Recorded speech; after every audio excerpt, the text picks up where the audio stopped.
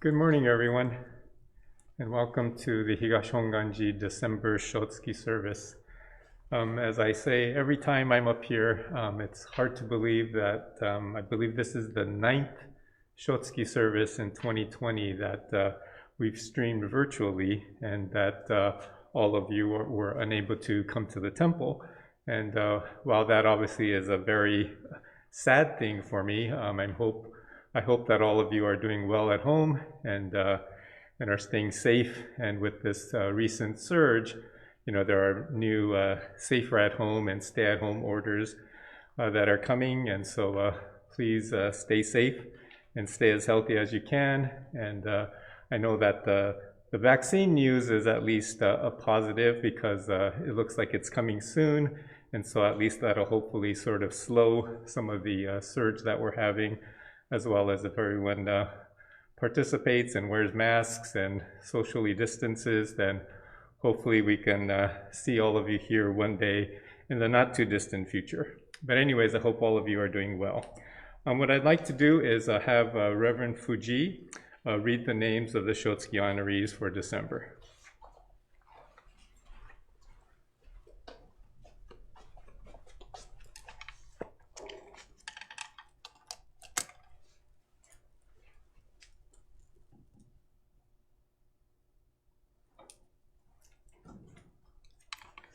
Good morning, everyone. I'm going to read Shotsuki name list. 福満健拓様、福満瑠璃様、蒲町重雄門様、具志堅文子様、原田実様、原田重隆様、長谷川渉様、比嘉武信様、東信子様、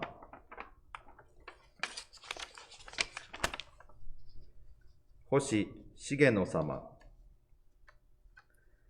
池田秀夫嬢様、池田久美子様、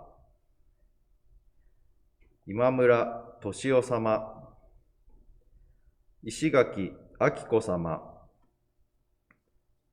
岩本義夫様、岩岡美代子様、加賀ベティ房江様、上中太郎次様、柏原恵子様、菊池夏グレース様、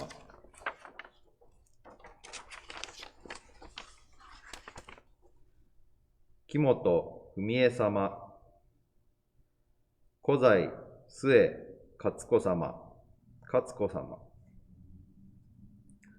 松久保一亀様、This is 50-year memorial、松村留様、前崎わり様、三内ナンシー雅子様、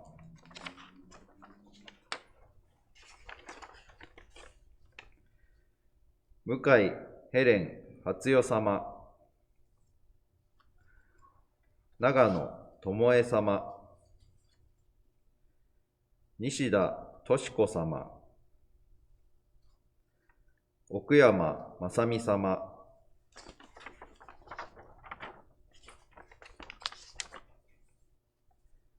崎岡一重様、新保菊様、田中弥勒様、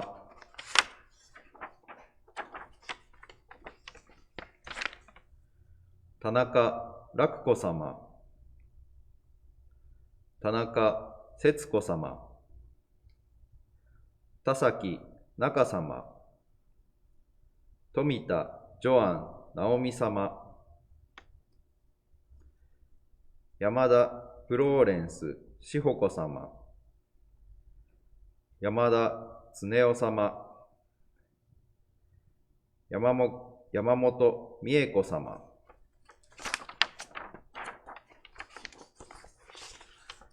That is all for December Shotsuki list.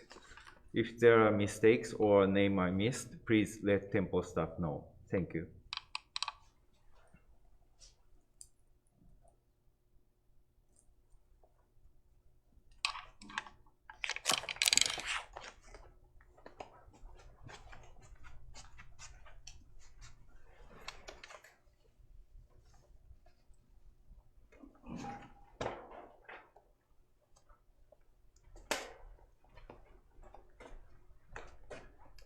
Thank you, Reverend Fujii. Okay, next we will have the Vandana Tisarana and the three treasures. So you can rise if you'd like, if you're at home, and hopefully you have the materials with you. So it's the Vandana Tisarana and the three treasures.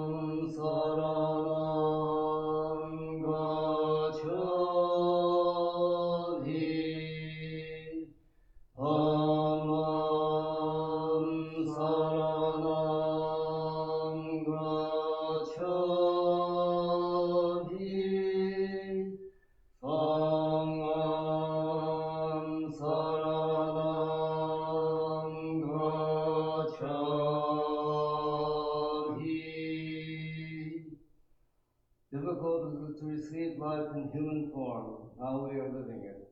Difficult is it to hear the Buddha Dharma, now we hear it. If we do not receive awakening in the present life, then in what life can we hope to receive it? Let us reverently take refuge in the three treasures of the truth. I take refuge in the Buddha.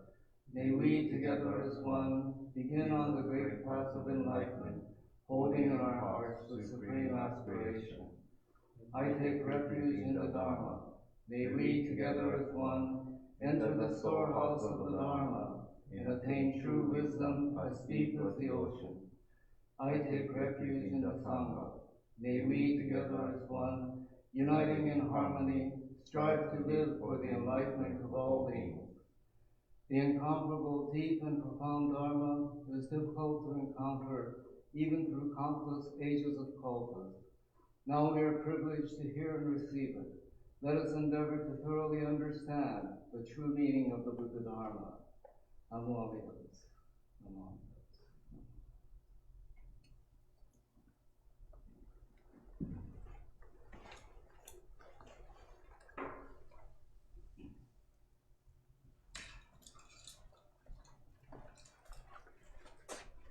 Thank you. Now we will have the chanting of the Shoshinge.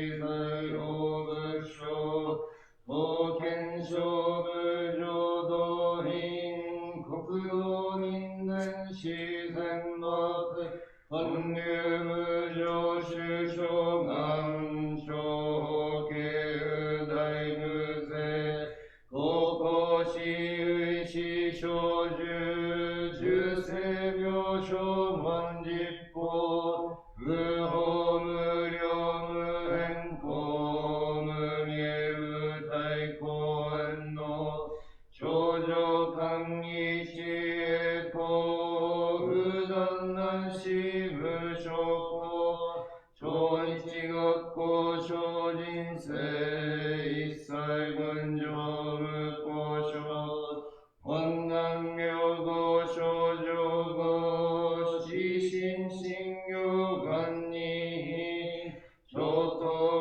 初代年半必死滅と願成就如来勝意法出世唯世弥陀本願会法辱悪事運上会王神如来上一門同法一年期愛心不断門の特年半万象逆法再現入上修士入会一味結集信仰上昇の意の水半無明半本内心臓死運無上部真理新人天異常日光運無資源妙無半逆真剣兄弟狂気即応超税合悪臭一切全幕本部に門神如来偶然願仏言高大証芸者税人形運なりけイダ部本願念部邪見教満悪修上信行十字人に南中止南昔インド祭天使論芸中華自治域史こそ現代諸公聖書意妙如来本税大きシャーパー如来両が戦一種無明南天竺流入大事出頭聖真の財派無権全税大乗無常法召喚維持小安楽源氏南行六六信行異行指導楽六年二打部本願四年即時入一上唯道上昇如来法大偶然本天神菩薩道論世奇妙無下法如来永修たら献身寺公選王朝大聖願法有本願力栄光異道群上昇一心非入独大法界逆入大永修修特使連芸造世界即昇進如発昇進有本能臨現神父入生寺恩寺法言本寺鈍断両天使上皇乱消防さらい三道主修上教本省宣教記録法天神菩薩論中下法道因果見世願大芸栄光ゆた力少女心唯心人学前文部新人法承知生じ即年半一心無量公業道小修上回復系同社結晶道難所唯名浄土活入万全自力変言修円満独合感染症三部三神系音言増魔法明道品一生増口具税思案尿解消妙化三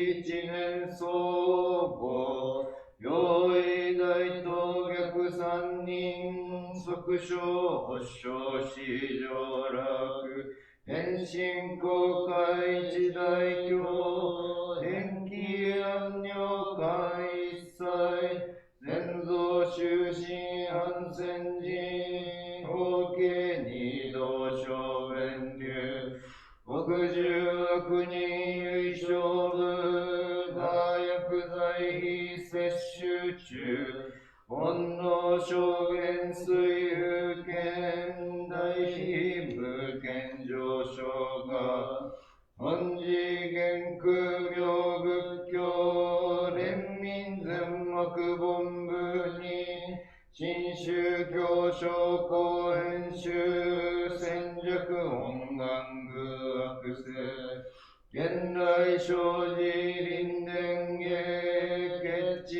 義上位昇し即入弱上無意楽一新人異能入仏教大事修士と詳細無変極辱悪同族自主無道心唯化心死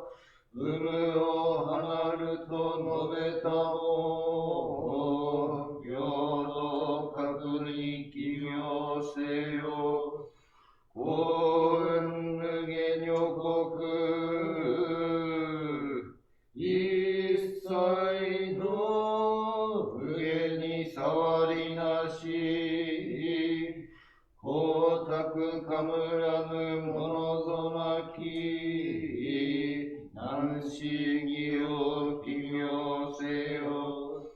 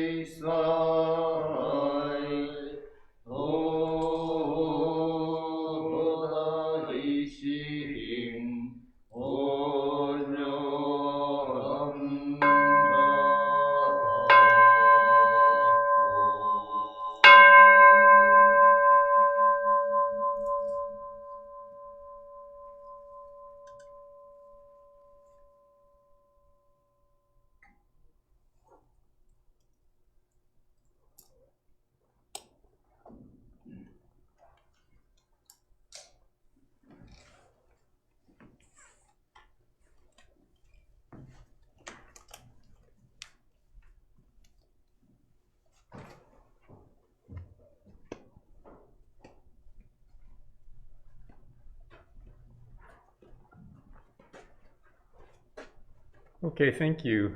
Next, we're going to have a Dharma story. And I think we have a video all set up. And thank you to Mrs. Diane Hata for recording this for us. So please enjoy this Dharma story. Good morning. The book that I'd like to share with you is the favorite book.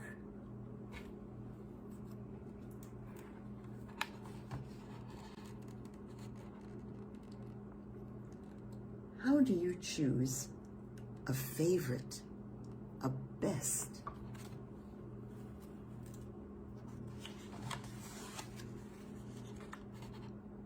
Which would you pick before all the rest? It's difficult because there's so many wonderful colors.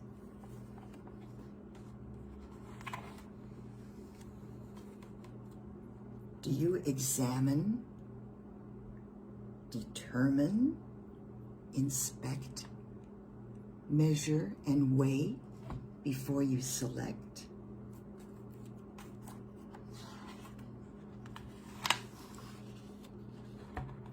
Or do you know right from the start, you may be the sort who follows your heart? She loves that tree.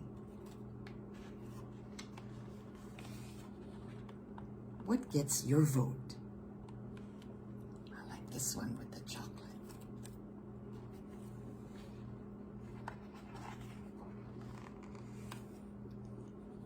Which is the one? Oh, so many.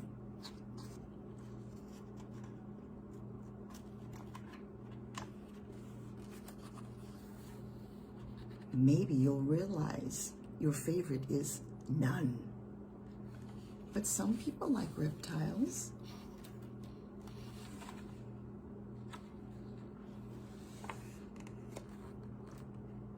Or what if just one couldn't possibly do?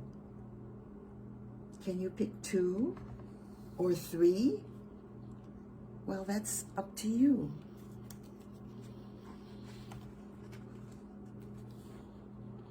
Do you follow along and go with your friends? Or are you the type who starts your own trends? A favorite can change if you reselect. Yeah, you can change your mind. Some favorites choose us to be in their crew. And then before long, we're choosing them too. Maybe your dog or cat chose you.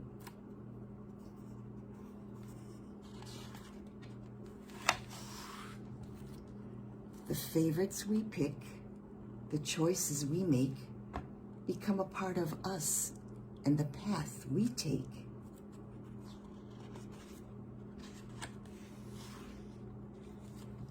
And always ahead, more favorites await, wonders to find and to create.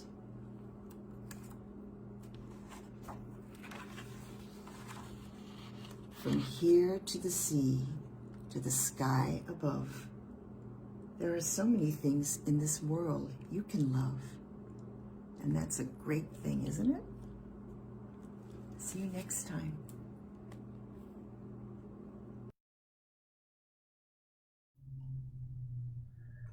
All right, did you enjoy that?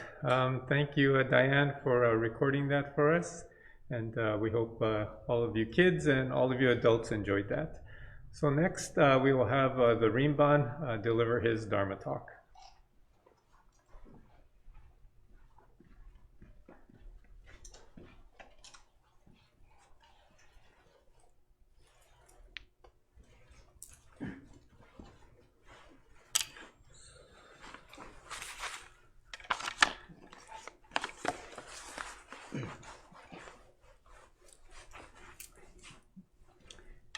Well, good morning, everyone, and thank you for joining us for our December Shotsuki Memorial Service.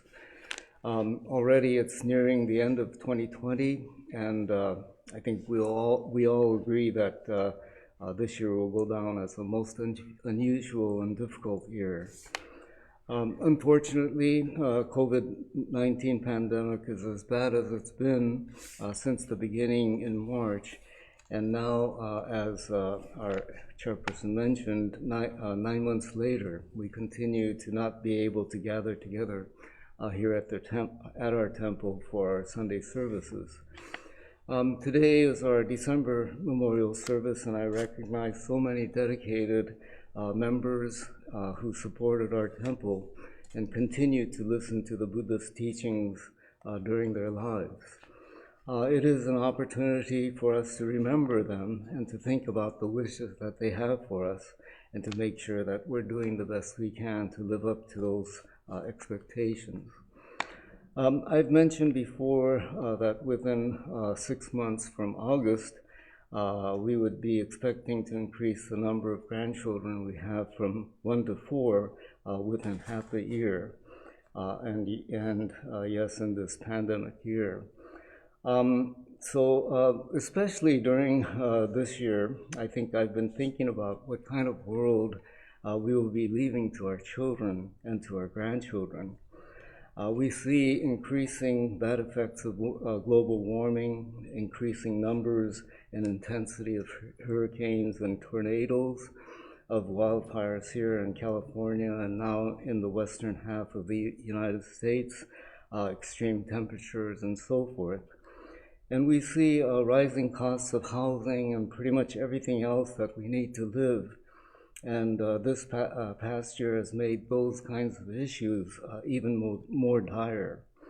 In addition to that, there is the social problems of racial inequality that have come to the forefront of the division between people today here in the United States as well as throughout the world. And on top of that, we're living through the worst health pandemic in 100 years. So although I'm getting too old, I think, to make a real difference, these are among the important issues that we need to tackle to the best of our abilities before we leave the world to our children and to those to come in the future. Recently, I've gotten involved in an upcoming event called SDGs and Buddhism. And it's kind of a seminar for ministers organized by the Bay Area Buddhist Association, which is kind of like our Buddhist Federation here in Los Angeles. And apparently it's made up of 4 denominations, Soto Zen, Nichiren, BCA or Nishonganji, and our Higashi Honganji.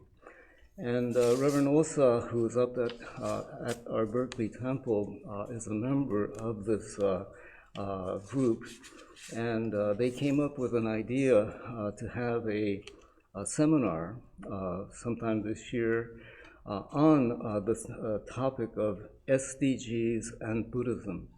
And most of you probably are unfamiliar with what SDG stands for. It is a United Nations program that stands for Sustainable Development Goals. And it was developed by the United Nations in 2015, and the goal is to reach these goals, the Sustainable Development Goals, by the year 2030.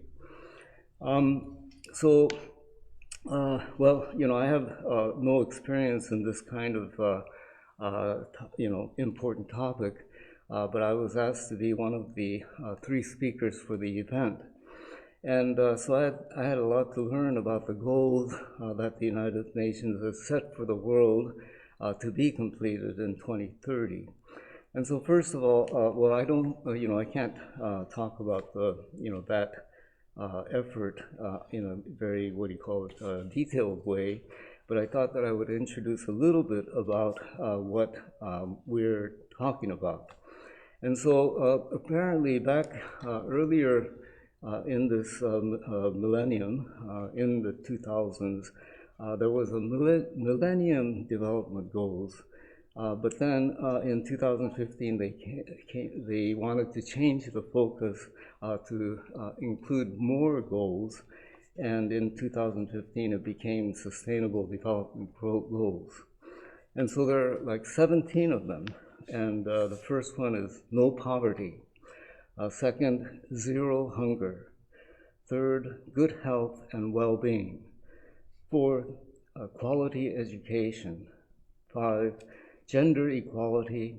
6, clean water and sanitation. 7, affordable and clean energy. 8, decent work and economic growth. 9, industry, innovation, and infrastructure. 10, reduced inequalities. 11, sustainable cities and communities. 12, responsible consumption and production. 13, climate action. 14, life below water. 15, life on land. 16, peace, justice, and strong institutions. And 17, partnerships for the goals. So most of the goals are to raise the standards of living for all human beings, especially in countries that are not as capable and affluent as the United States and many other countries. And we used to use terms like third world countries, developing countries, and so on. But now, to be politically correct, terms like global south and global north, or minority and majority worlds, minority being the haves and the majority being the have-nots. And from a Buddhist perspective, it's a reminder or an awakening to the interconnectedness of life, both of human life and all living things. And looking at it from the human point of view, it is to think about what we can do to approach these goals, within the next couple of decades. And well, actually only one decade now because we're in 2020. But as you can see, there are 17 goals, and I would say that 5 of them are related to environmental issues: clean water and sanitation, affordable and clean energy, climate action, life before water, life on land. And then the other 12 are, considering the goals for bringing equality to all people, bringing, a measure of wealth and sustainability to the lives of people who are living in countries where there are not enough of these kinds of things. These encouragements got me thinking about the world and where the world is headed. And Buddhism says that everything is interrelated. Everything is subject to what is called codependent origination. Nothing happens by itself. Everything is karmically interrelated. And so whether it's water or energy or global warming, everything is interdependent. Buddhism would see the world as being a single organism with all of its parts connected directly to each other. We, though, for the most part, fail to see that interconnectedness. We react when a problem arises. There is there's talk of alternative energy because we're starting to run out of traditional sources, or because conflicts in areas like the Middle East may cut off our supply.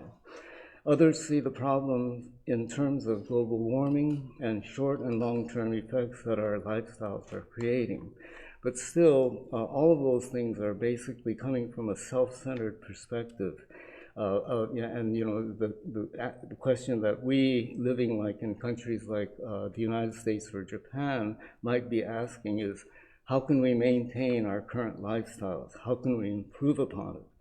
Without any real regard for Mother Earth, without any realization of the effects on a global scale.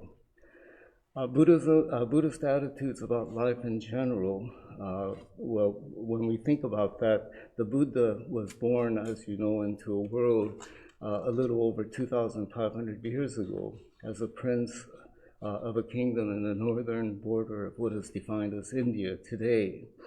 And although he was of noble birth, he could not accept the social order in which the station of one's parents predetermined the life that he or she would live.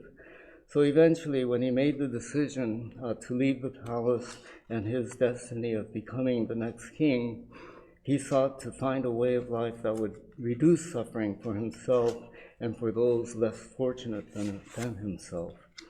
His community, therefore, was open, the Buddhist community was open to all people, regardless of their background or their station in life. And his attitude was that the starting line of life may be staggered, mine may be further forward or further backward in comparison to another, but that we all have the same opportunity to finish equally. Contrasted to that was a societal view that if I am born to be a garbage collector, the only way to advance is to be the best garbage collector I can be in this life, so that I may advance a rung in the next life. So this idea of human equality was basic to his understanding of life, but his sensitivity did not stop with other human beings. It extended to all of life. And so in contrast to other religious traditions, most religious traditions, especially of the West, see life on two or more levels. With theistic religions, basically it's like a three-layered universe. And so we have God or gods at the top, human on the second tier, and then all other forms of life on the bottom tier. This is what is called the anthropocentric view of life, or the human-centered view of life. Simply stated, this view says that human life is different, more advanced, more special, and that nature was created to fulfill the needs of humans. This attitude, in combination with other human failings as greed, ignorance, and systems such as capitalism, consumerism, and so forth, we might say have brought about the ecological crisis that's been challenging us, and that is a challenge even today, even more so today. Buddhism, on the other hand, as I already mentioned, regards all of life as being on a singular plane. Every life, whether human or other, is equally valuable. Let's see. So, from a Jodo Shinshu or Shin Buddhist standpoint, I think that we must admit that we definitely fall short pretty much in every area. And yet, to understand the problems is the first step that we take in becoming part of the solution. Attitudes that we have towards equality. So from the very beginning, the Buddha tried to awaken others to this kind of awakening. The Buddha's Sangha, or community, which was called the Sangha, was a community of equals, but eventually rules for harmonious living called Vinayas were incorporated into everyday lives in order to make sure that everyone interacts peacefully and with compassion and so forth. There was one section from an article that was called Early Buddhist Views on Nature, from a book on Buddhism and ecology called Dharma. The community of monks are forbidden by the Vinaya, the ancient rules of conduct, from eating 10 different kinds of meat, mostly animals of the forest. The Buddha taught his disciples to communicate to animals their wishes for peace and happiness. This was only possible when they did not eat the animal's flesh and harbored no thoughts of harming them. When a monk died from a snake bite, the Buddha advised the community to generate compassion and dedicate the merit to the family of snakes. When we look at the Buddha's pronouncements on water conservation, it's astonishing to see that he actually set down rules forbidding his disciples to contaminate water resources. For example, monks were dissuaded from throwing their waste or leftover food into rivers and lakes, and they were urged to guard the lives of all living things abiding there. In the Vinaya Pitaka, there are detailed descriptions of how to build toilets and water wells. One of the 8 good qualities of the ocean is cleanliness, and another is that it must be the abode of various kinds of fish. Those who destroy or contaminate water resources do so at great karmic peril. So, this is the kind of attitude that was advanced from early Buddhism, and, many of those kinds of teachings of respect for all living things and so forth continue in, what we learn from Buddhism. Our current form of ecology can be termed anthropocentric ecology, the relationship of human beings to other forms of life being one from a superior attitude, the view that nature is there for humans to benefit from. The one that is being encouraged now, or maybe encouraged from Buddhism, is to shift to an ecocentric ecology, no different in the sense that human beings benefit from nature, but that it be regarded from that understanding that we are part of that nature, that we must be mindful of that reality, and that we should have utmost respect for and appreciation for nature, an understanding that we are interdependent and in fact dependent on nature for our very survival. The Venerable Thich Nhat Hanh expresses it this way: a human being is an animal, a part of nature, but we single ourselves out from the rest of nature. We classify other animals and living beings as nature, acting as if we ourselves are not a part of it. Then we pose the question, how should we deal with nature? His recommendation, we should deal with nature the way we deal with ourselves. We should not harm ourselves, we should not harm nature. Harming nature is harming ourselves and vice versa. If we knew how to deal with ourselves and with our fellow human beings, we would know how to deal with nature. Human beings inseparable. Therefore, by not caring properly for any one of these, we harm them all. The word mindful is a part of today's theme and a word that's often used in Buddhism. To Thich Nhat Hanh's question, how should we deal with nature? His response is expressed in a way that we can understand, but his message is that we need to live mindfully. We are generally mindful as we live our everyday lives, but the problem is that our focus is messed up. We're mindful in an ego or self-centered way, so we're mindful of what we want and how we think others should treat us. But to be truly mindful is to take care of both ourselves and others, to be mindful of our own thoughts, our speech, and our actions, and how those actions and how that speech, how those thoughts affect others. And here we're reminded that the others that we're talking about are not just limited to other human beings, but to all of life, to nature. The precepts are a guide that Buddhism gives to us as to how to address the current ecological crisis. It would seem that they are problems of groups bigger than us, or of people with more authority than we have. But Buddhism would encourage us to see how we measure up to all of those encouragements, and to regard such problems not as problems for others to solve, but rather to see them as problems that we individually cause and therefore are responsible for. Buddhism tells us that the efforts of one person, though reaping very small rewards, are extremely important. And as I said about the need to correct our way of living, that is something that we can receive from our parents and our grandparents who lived before us, and then do the best we can to leave good examples for our children and our grandchildren. From the Jodo Shinshu or Shin Buddhist standpoint, we must admit that we definitely fall short in every area, most likely.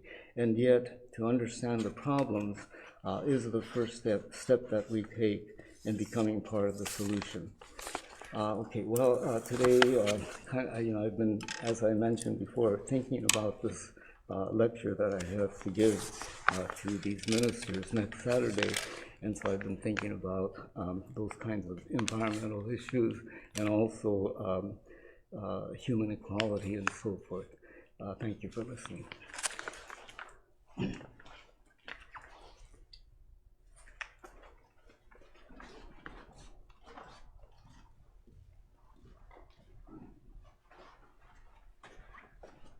Okay, thank you, Rinban. And I think there's a lot of things that we could learn from what he mentioned. I know I'm definitely in need of a lot of improvement in a lot of those areas, and I'm sure most of you out there would probably admit that there's a lot of things that we can do better. And so let's leave this world in a better place so that the younger ones will be able to enjoy it just like we all have. We will have a Japanese Dharma talk after the singing of Ondok-san and announcements. But next, it'll be the singing of Ondok-san.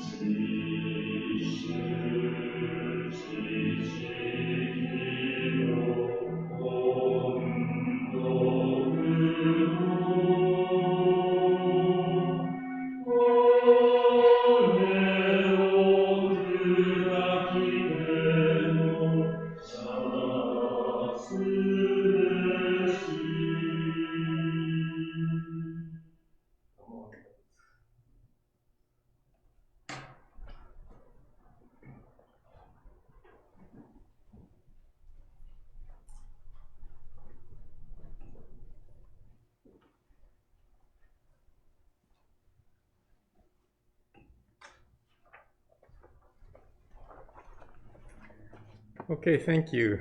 So a few announcements. Let's see. Next Sunday is going to be our Bodhi Day and year-end family service. Please join us again virtually for that. I think the Rinban mentioned the last time, but there is no temple cleanup this year. So I think he recommended that all of you clean your homes. And then we will have our Joya New Year's Eve service on December 31st. Again, we'll be streaming virtually at 6 p.m. And then on New Year's Day, Shushoe, we will have our service at 10 o'clock. And again, we will be streaming virtually. So if you can join us for that, please do so. We hope to see you on the net for those services. Because there's no temple cleanup, we're planning to have a service on the 20th. Okay. And then because there is no temple cleanup, we will have a service on December 20th. And again, we'll be streaming virtually, so you can pretty much stream our services every week throughout until further announcements. Okay, so that concludes the announcements, I think. And now we will have our Japanese Dharma talk by Reverend Fujii.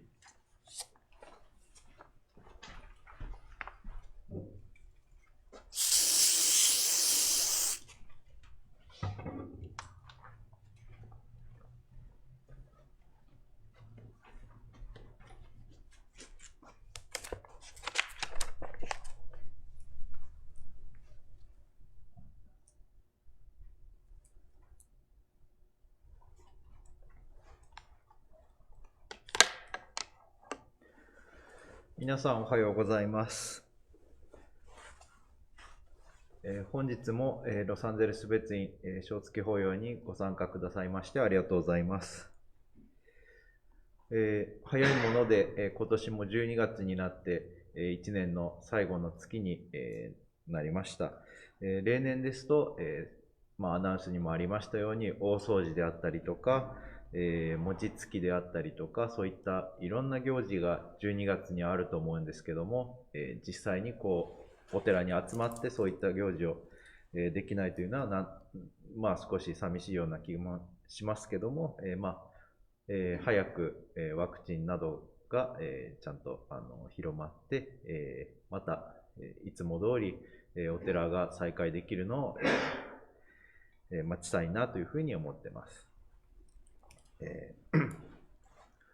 今日の方はなんですけども、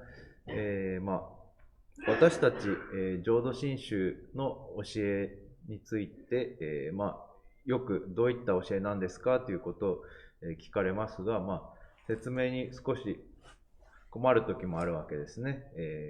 他の宗派でしたら、座禅を組んだりとか、何かそういったことがあるんですけど、私たちは特に、修行みたいなことっていうのはないので、分かりやすい説明をするっていうのは難しいことだと思います。一つ、特徴的なものといえば念仏、だと思います。南無阿弥陀仏っていう、南無阿弥陀仏っていうことを、唱えるっていうことが、一つの浄土真宗の特徴だと思います。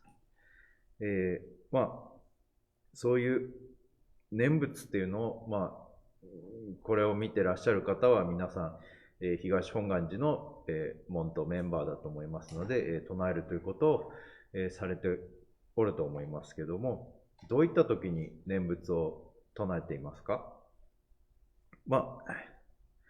普通に今日もここに座って、正信下をお務めしたときに、お務めの前に南無阿弥陀仏、南無阿弥陀仏というふうに、念仏を唱える、ということがまず一つだと思います。そして、私で言いますと何か、ありがたいなっていうことがあったときに、あまり唱えることはないですけど、南無阿弥陀仏って、ありがたいですっていうふうに、感謝の念仏を唱えるっていうこともあると思います。で、小さい頃ですと自分の飼っていた金魚が、死んでしまったりとかして、庭に埋めた時に南無阿弥陀仏って、そういう悲しい時も、念仏をするっていうことがあると思います。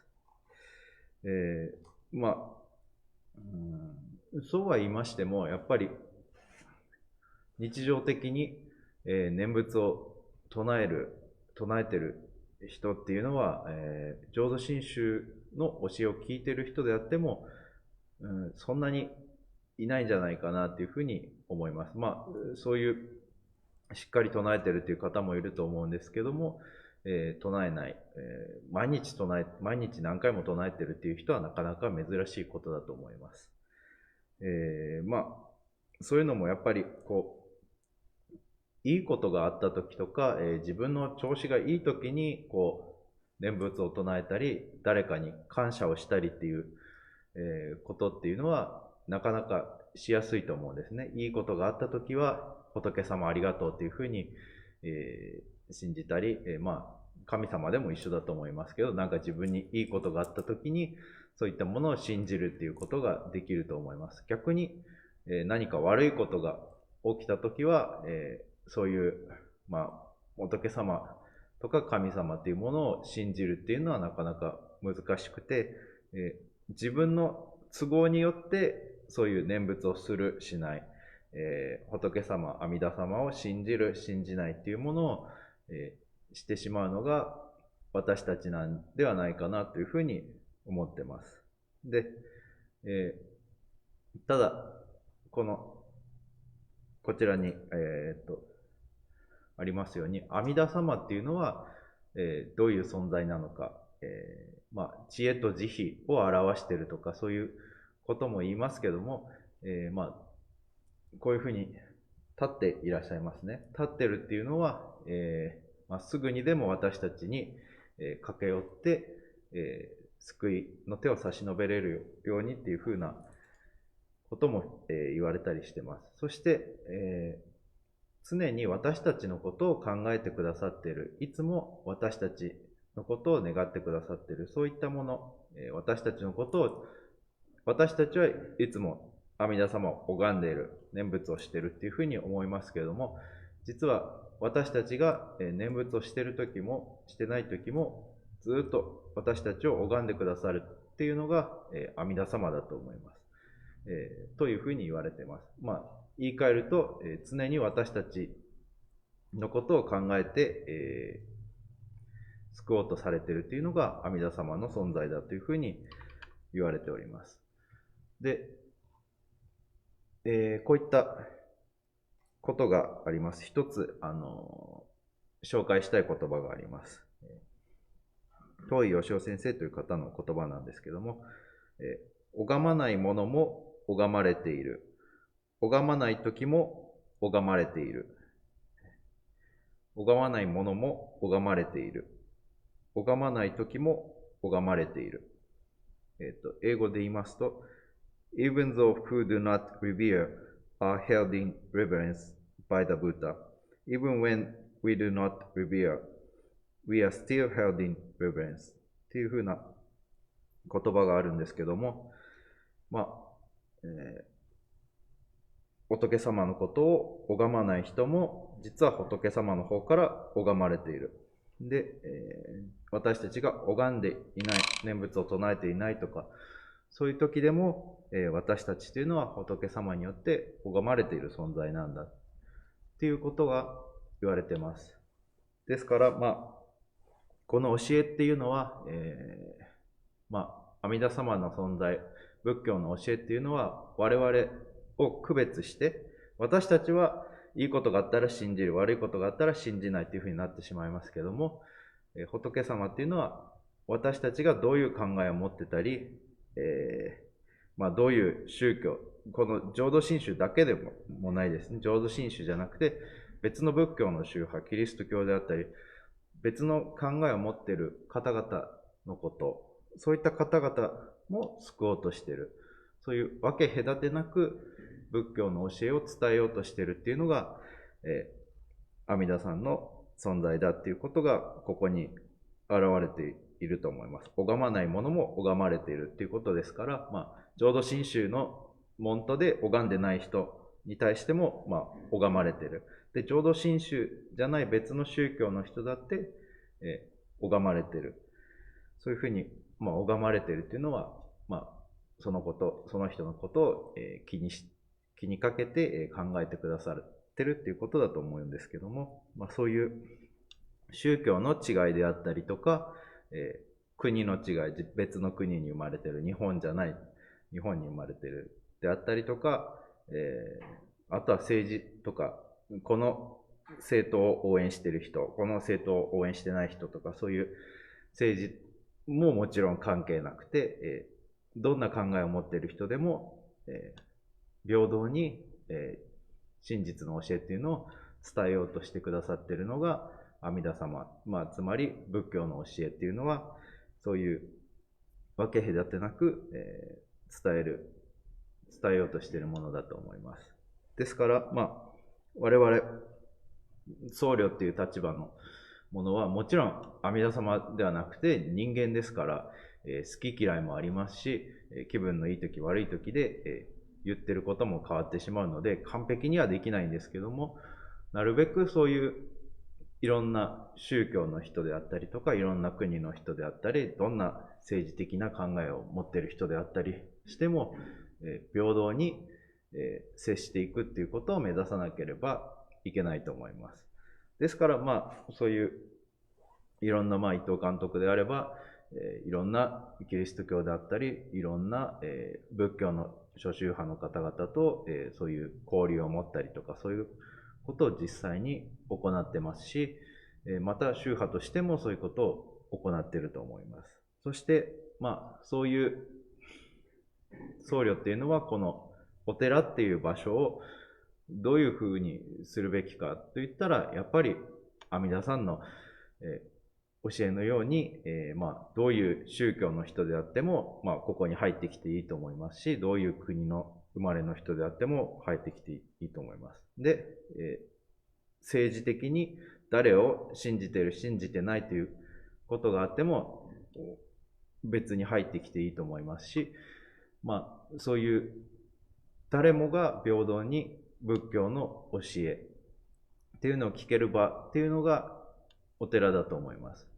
もちろん何か物を盗もうとしたりとか、誰かに危害を加えようとしたりとか、そういう悪い人には入ってもらったら困るとは思うんですけど、基本的にはどういう人に対しても浄土真宗を信じてる、信じてない、教えを聞いてる、聞いてないっていう人に対しても開かれるべきものがお寺だと思いますし、そういう教えっていうのを伝えていかなければならないのが我々僧侶だと思いますし、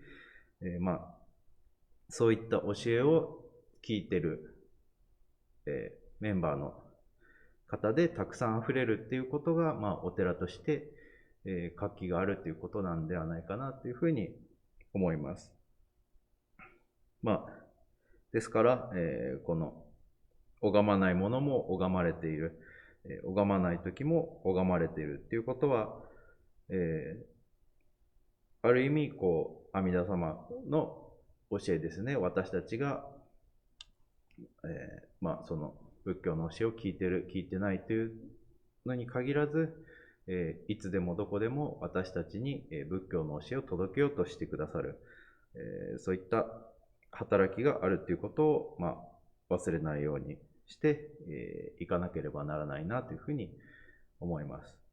まだまだちょっとお寺が再開するということは、すぐっていうことにはならないとは思うんですけども、皆さん、お寺のこと、仏教のこと、自分の家のこと、そういったことを、この自粛期間の間に、一緒に考えていければなというふうに思います。これで本日の法話を終わりたいと思います。ありがとうございました。